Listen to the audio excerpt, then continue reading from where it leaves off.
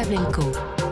Votre matinale info sur Europe 1. Bonjour Mathieu Bocoté. Bonjour. Pour votre carte blanche, ce matin, vous nous parlez de la France insoumise qui fait campagne depuis hier pour faire de Jean-Luc Mélenchon le futur Premier ministre. Oui, Dimitri, car en transformant les élections législatives en troisième tour insurrectionnel et en se présentant comme le futur Premier ministre qui sera s'emparer du pouvoir et transformé en figure spectrale Emmanuel Macron, Jean-Luc Mélenchon a su galvaniser ses troupes.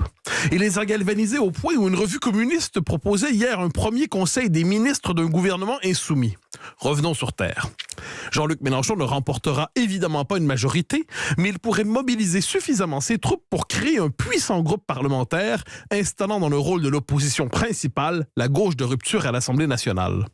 On a l'impression que Jean-Luc Mélenchon veut accélérer la crise de régime qui travaille les profondeurs politiques de la France en se disant que si le coup de force est possible, il doit le tenter.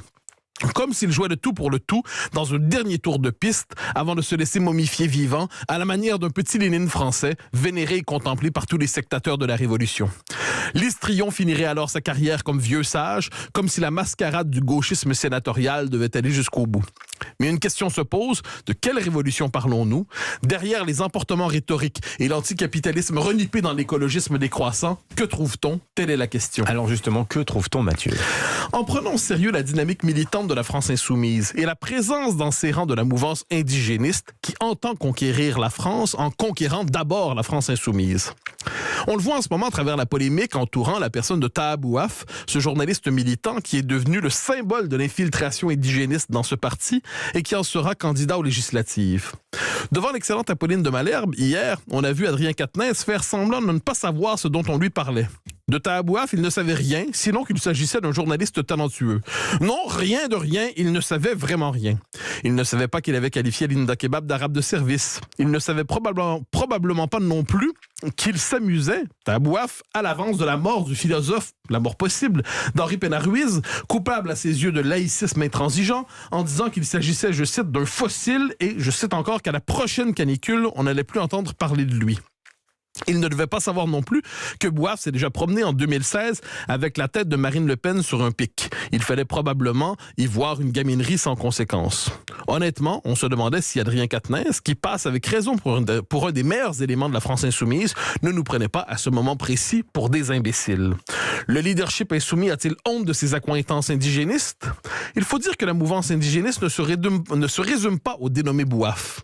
C'est elle qui représente son avenir, comme on le voit avec une Danielle Obono, et comme on le voit avec plusieurs orateurs du parti qui ne se font jamais prier pour parler de violence policière et autres semblables toccades idéologiques. La vieille gauche souverainiste, qui fut un temps présente dans ce parti, y est devenue résiduelle et ne survit que chez des électeurs qui demeurent hypnotisés par la mystique de la gauche. Les woke, eux, représentent le mélenchonisme urbain. Ils représentent les idiots utiles de l'islamo-gauchisme, qui en représentent quant à lui l'avenir militant. Donc, si je vous ai bien compris, Mathieu, l'Union populaire fonctionne sous fausse représentation. Elle avance masquée derrière des faux nez présentables. C'est très exactement cela. Par son vieux chef, la France insoumise donne l'impression de faire revivre une vieille tradition révolutionnaire française. Jean-Luc Mélenchon ne dit-il pas d'ailleurs que la révolution est la véritable matrice identitaire de la France? Mais il pave la voie à une autre révolution, une révolution qui se réclame du décolonialisme, mais qui considère que la décolonisation ne sera arrivée à son terme que lorsque les Français deviendront étrangers chez eux. C'est le projet de l'antiracisme révolutionnaire. La fondatrice des Indigènes de la République, Ouria Boutelja, expliquait ainsi ces derniers jours qu'il faudrait, après avoir accompagné Jean-Luc Mélenchon jusqu'aux législatives, purger la France insoumise du laïcardisme et de la blanchité qui y serait encore hégémonique. Elle en appelait aussi à poursuivre le combat contre l'islamophobie, ce qui revient à diaboliser toute critique de l'islam, de l'islamisme et de l'islamo-gauchisme. On aura envie de se demander où est le Front républicain quand on a besoin de lui. Mais plus encore, Boutelja se demandait aussi comment intégrer, je cite, les petits blancs dans le bloc révolutionnaire. Traduisons, il s'agit d'expliquer au peuple historique français qu'il n'est plus qu'une communauté parmi d'autres dans la France multiculturelle.